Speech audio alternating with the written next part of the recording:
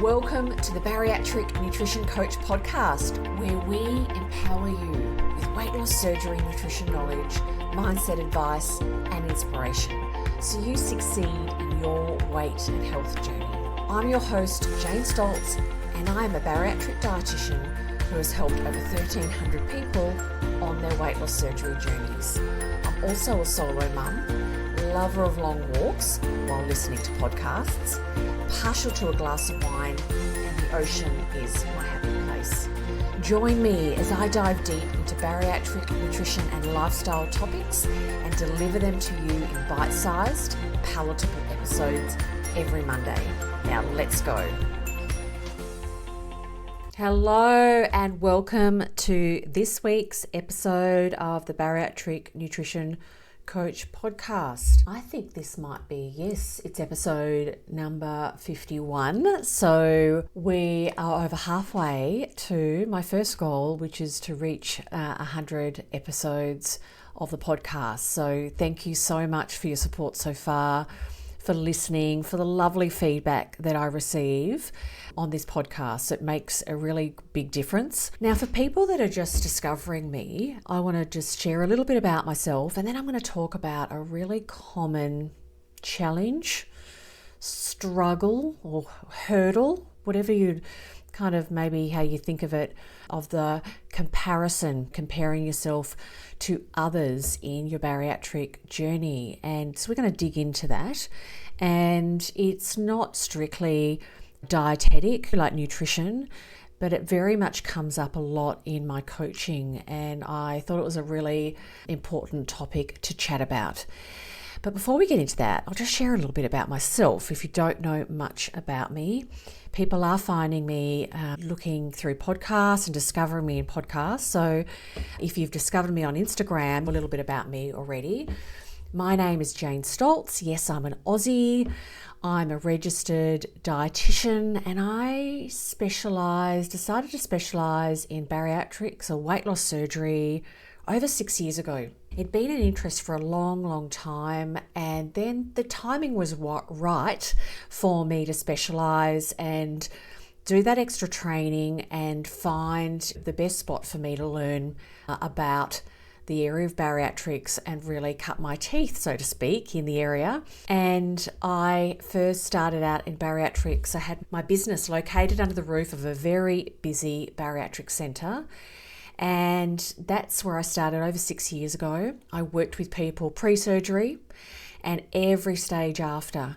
And I worked very closely with the surgeon, and we looked after patients with a variety of bariatric procedures, a lot with the sleeve gastrectomy, and also the surgeon I was working with was fairly pioneering in the area of SIPS or SARDS in Australia. So I'm very comfortable with a range of bariatric procedures, including bypasses, some of the more significant bypasses. And I love working in this area. I really take my hat off to the people that are brave enough to step forward, have a bariatric procedure, and really take charge of their health journey and the rest of their life. And bariatric surgery is life-changing.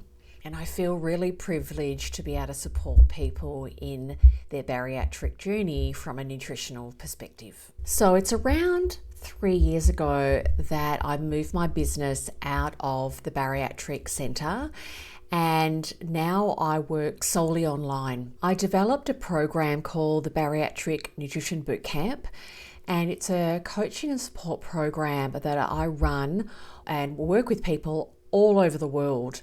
My personal belief is that as a general statement, as a general experience that I have from talking to people in every different continent over the world that have had bariatric surgery, is that most or many bariatric centres do not provide adequate support to their patients after surgery. There are some wonderful bariatric centres that give not only short-term but longer-term support to their patients and have open doors and really welcome people back no matter what stage they are post-surgery. But many centres don't, and that is something that I feel is very lacking. And what I can offer and what I do offer as a bariatric dietitian working online is a service to people, no matter where you live, to get support if you want and you need it. And it is not uncommon to need support at different stages in your bariatric journey, not just in the early days. That's a little bit about me and my background. And I'm going to leave that now, and I want to dive into this week's episode where I'm going to be talking about comparing yourself in your bariatric journey, and is it useful or is it not useful? And there is a saying, the saying of comparison is the thief of joy. And that comes up quite a lot in discussions online with clients, but also with people in my free Facebook community or just chatting to people in social media. Comparison is the thief of joy. And when I Googled this, the first thing that came up was it's attributed to President Theodore Roosevelt and others. So that led me to believe that maybe we don't know exactly where it came from. But they also put it evokes a powerful sentiment that can be life-changing. If we compare ourselves to others, we may be left with feelings of inferiority or superiority, and neither creates an emotionally healthy human being. And I thought that was a really wonderful quote to start off with, because the practice of comparing ourselves to others is not just something we do or you do if you've had bariatric surgery. It's a very human practice. It's called social comparison, and we do it all the time. We look for evidence around ourselves to see where we're sitting in relation to different things in our lives. And in the bariatric journey, comparing weight loss is such a common practice. And I want to talk about why I feel, or my thoughts about why this comes about, and maybe is encouraged in a way by certain factors, and then talk about the possible downfalls of this, the negative side, and what you can do maybe to leave some of that comparison. I feel there's several reasons why people compare themselves so much post weight loss surgery. One is that so much is being put into the process and the decision to have weight loss surgery. So it's of high value from a physical point of view, an emotional point of view, and also a financial point of view. There's a lot that goes into taking that step and having bariatric surgery. Also, progress and outcomes are easy to see. They are not something like blood sugar levels. If you're managing your blood sugar levels, if you've been diagnosed with diabetes, people can't see what your blood sugar levels are. There can be a lot of pressure to lose weight and feel like, and I'm doing air quotes, successful after having your bariatric procedure, because your results can be seen. It's a visible outcome that most people are looking for after bariatric surgery. Sometimes not. Some people are looking for a drop in their blood sugars, decrease in their blood pressure, coming off medicines, being more mobile, all of those lovely things. But the really big thing that many people are looking for, and which leads to those outcomes, is weight loss, and you can see it. So it's really hard to hide, and people want to be successful.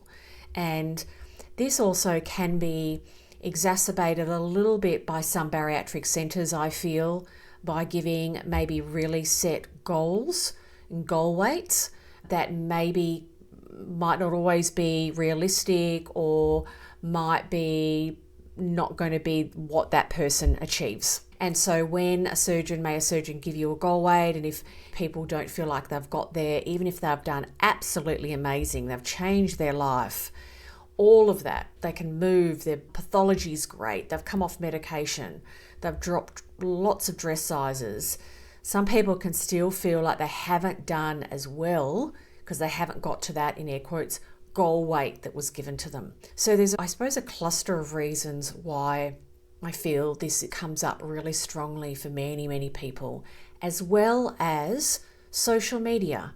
And yes, look, social media is wonderful for a whole range of things. I'm on social media. I just kind of not rolled my eyes, but I'm on there. And I think there's a lot of lovely things. You can connect and chat to people and meet people all over the world and share information. And after bariatric surgery, it can be really isolating for many people, especially if you don't have a lot of contact with your surgery centre and you might not know many people that have had bariatric surgery. You can talk to people, you can connect and not feel alone, and you can hear what other people are going through and their struggles and relate to them and not feel alone, and that's wonderful. But what also comes out of some of the groups and some of the things on social media is that comparison.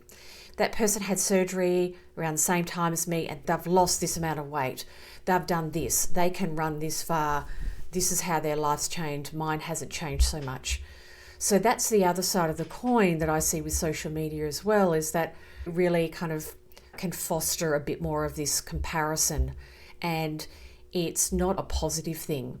So when I'm working with clients and we're walking through this, I talk very much around, and we're going to talk more about this in a minute, but being really kind of more funnel, goal focus, but looking ahead. I'm using my hands a lot now. You can't see them, but looking ahead and kind of, we're going to talk about how do we block out all that superfluous information coming in, because you are doing your own journey. This is your journey. It's no one else's journey.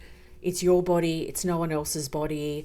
And there's a lot of figures get thrown around, in the bariatric world of calories. How many calories should you have? How much protein should you have? Like this cookie cutter, like everyone should be on the same amount.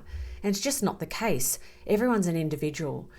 And outcomes from surgery variable. And when your surgeon, if you talk to your surgeon when surgeons talk to people about, they will give you rough percentages and of outcome of percentage of my clients will lose roughly this amount of BMI points or this amount of percentage of excess body weight and all these general figures. But if you plot the outcomes from each surgery centre on a graph, you will get a bell curve. And I'm going to explain what that means for the people that don't know exactly what that means. And what it means is that you will get, if you graph it on a line of what results are, it will look like a bell. So some people are going to lose more weight, but that's generally quoted as an outcome for that surgery. And some people, a lot in their patient group, will lose around what they quote. And then some people will lose less. And there's so many factors that come into outcomes from bariatric surgery. And it's not to say it's not a great procedure. It's the best intervention we have for managing the disease of obesity. But entering bariatric surgery and feeling like, well, if I do X, Y, and Z, I should get a certain result, is not going to set you up for success in the sense from a mindset point of view, or what if I should be losing what someone else is losing because I had surgery around the same time and I had the same type of surgery. There's a lot of factors that will play in and do impact outcomes post-surgery. So there are a range of factors that do impact our outcomes from surgery, like age. As we get older, people can be very successful having bariatric surgery over the age of 65. Is it expected that they lose the same amount of weight than somebody maybe that's 30 years younger? No. Genetics, medical history, medications. There's a range of factors that will impact your outcome from your bariatric surgery that you have no control over. So with my clients, we can talk all about that. We can talk about those sides and really kind of get that. But you can hear it in your head. You don't always hear it in your heart. And what I mean is it's really hard to let go of or step into that place of feeling like you don't have complete control over your journey. But we want to foster and focus on all the things that you do have control over and all the things that can impact the outcomes from your surgery. And what you focus on grows, and that's behaviour change. Doing the things that are going to get you the best results from your surgery. And really focusing on your journey, setting your own personal goals and celebrating the wins that you personally have. And so many people want to get to that big goal at the end before they give themselves any pat on the back and any celebration. And we want to break down your journey to small goals and celebrate those wins as you go along, because that feeds motivation. It encourages yourself, and you get to really appreciate the hard work that you're doing, because getting to that end point of where that big goal is, it can take well over 12 months for many people. And that's a long time to go without giving yourself a pat on the back. But really focusing on your journey, and it's you, it's your life. And I'm going to talk about a few things that you can do to help when comparison is coming in. When you feel, and you could maybe reflect on that as I'm talking about this, do what people say. Does that affect you? If you read something online, if you see somebody when they're sharing their results, does that affect you? Does that make you think, oh, should I be doing anything better? Oh, they're doing better than me. Really observing your thoughts when you are consuming information, images, and interacting with people, to really see, am I being impacted by this in a not a positive way? And the other thing I wanted to share before we go into that is social media is a small snapshot of reality. And what I mean by that is, as a general guide, people get on social media that are often more extroverted and happy to share. It's just personality as well, because there's lots of people doing their journey and watching. So people get on often if they're happy to share, and if they're doing kind of well and they're really happy and they want to share it, or on the other end, if they're really struggling and they want to connect and they want to feel a bit of support because they're not feeling supported and they want to reach out. And guess what? So we've got the success on one, I'm using air quotes for success, on one side, and we've got people struggling on the other side. And in between, there's everyone else is in between there at some point of getting there or struggling.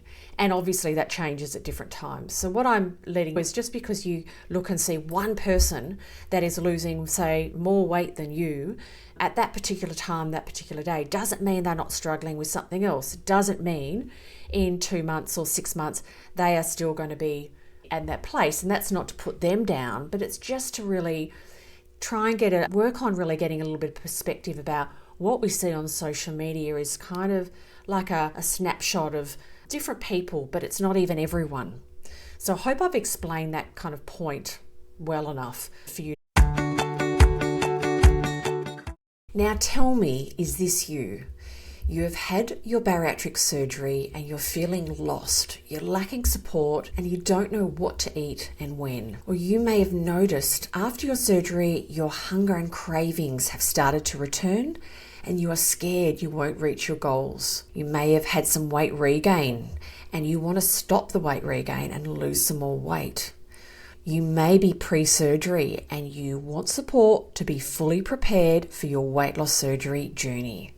If any of these sound like you, then listen up. I have developed my Bariatric Nutrition Bootcamp just for you. My coaching program provides education, coaching and community for people getting ready for their weight loss surgery and at every stage after their surgery. There are 4 key areas that I focus on with my clients in my Bariatric Nutrition Bootcamp. One is the Bariatric Nutrition Basics. You will learn what and how to eat so you feel satisfied, reach your protein and fluid goals, and have less cravings, and know how to manage your hunger in the future. Meal ideas and meal planning. You'll learn to plan meals and snacks that you like, so you have great options on hand when it comes time to eat. Also, we focus on mastering weight regain habits, identifying any habits that are stopping you from reaching your goals, and create manageable strategies to get back on the straight and narrow, so you can manage your weight for the rest of your life. And also, I focus with my clients in my Bariatric Nutrition Bootcamp on learning to trust your body and food. Start to enjoy your food again by relearning to listen to your body cues so you have less guilt and improve your relationship with food and your body. If you are ready to maximize your weight loss surgery results, feel confident in your journey, and be led with support and expert guidance, then the Bariatric Nutrition Bootcamp is for you. If you would like to know more about my coaching program, check out the link in the show notes. So it's really maybe when you're consuming things, when you're thinking about what people are saying, what you're reading, all of those things, social media, do you feel affected in a not positive way about what you see? And that's a good place to start. It's an uncomfortable place to start, but it's a really good place to start, because some people aren't. Some people are like, it doesn't worry me. I don't even clock it. I'm doing my thing. Other people, it can really trigger them. So the first thing is really kind of getting and being honest with yourself at how much that affects you. And there's no blame or anything that if you do get affected by what people say or what you see, and those thoughts come about that you should be doing this, you should have lost this much weight, and anything like that. Just being really honest with yourself. And then we want to look at what can we do to take away these triggers that make you feel less positive about your journey. So what can we do? And it's been called, and I've talked about it before, it's the term decluttering. And I'm sure it's been brought from, decluttering your house to decluttering what you look at online. What people do you follow on Instagram? They might be wonderful people and really lovely, and they're sharing things and they're really hoping to inspire other people and they love connecting and all of that. But what they're posting sometimes triggers you and doesn't make you feel as good. So are you following people and being exposed to their content that is not as positive? Okay? You're part of groups. You're part of Facebook groups that aren't making you feel good about where you are in your journey, aren't making you feel supported. Or you read it, they have comments there sometimes that don't make you feel so great. So there's that. Are there friends that are not saying the things that maybe make you feel good and aren't there for you at this point? The bariatric journey is tough for a lot of reasons, and relationships can be very much challenged as part of the bariatric journey, because food and what people look like, and as things change, and it can trigger other people. There's other things other people have that your journey can trigger them. And then things that you're reading. So if there's something that you're reading, or you're reading a blog or spreading something and it's not making you feel good, then that can be another area you can declutter. So I encourage you to really be honest at how much things affect you, and really explore at how you're processing what you see, and is it real? The thoughts you're saying to yourself, are they real, or are they your insecurity about, I'm not going to reach my goal, or I haven't lost weight now for 2 weeks, and you see a post, it's that timing that it just triggers you. And then can you declutter and set your environment up? And that's your environment online, what you watch, what you consume with your eyes and your ears and all of that. Can you declutter that to support you to feel better in your own journey? That's another thing you can do. And there's a saying that just came into my head as I was just talking. And the saying is to dance to the beat of your own drum. And I think that is so relevant to this discussion. And what will really help as well to dance to the beat of your own drum is to really keep focused on your why for having surgery, your why, the reason why you decided to have bariatric surgery. And it's not generally the people's deepest why for having bariatric surgery is not necessarily to get into a dress size, it's to feel good in their body, it's to change the health outcomes, to improve their pathology, to move, not have chronic pain, to be there for their children longer, to be there for your grandchildren, and all of those more kind of emotionally deeper connected reasons than just what the scales are saying. And so being really focused and clear about your why, and having things in your environment that remind you, whether it be on a daily basis, of your why. When you're having a bad day, do you have something in your phone? Do you have something on a post-it note? Do you have a book you journal in and it's on at the front, or the key whys that you can read why you had your surgery? And really focus on that, because they are different for different people. And you've gone deep enough with your why when you can really feel and really connect to it, and it really can change how you think in that moment. So I hope this discussion has been useful. It's such a big topic. It comes up, yes, as I said before, a lot when I'm coaching clients. And it came up this week and I with somebody, and I really just thought it's a good topic to get on and just chat about. And I encourage you as you're listening to reflect. It's so common, and what we want to do is we want to be really aware of the things that can push us off course, trigger us and push us into a negative space, and manage that the best we can and get better at managing it, because that's part of the bariatric journey, is keeping more in that positive space than that negative space. So I hope you have found this episode of value. And if you got to this point, thank you so much. I really appreciate your support. For the people that are listening that have sent me comments and words to say, I really appreciate your podcast and I find it value. Thank you so much. I really value those words. And I'm going to say goodbye, and I really look forward to being back in your ears next week.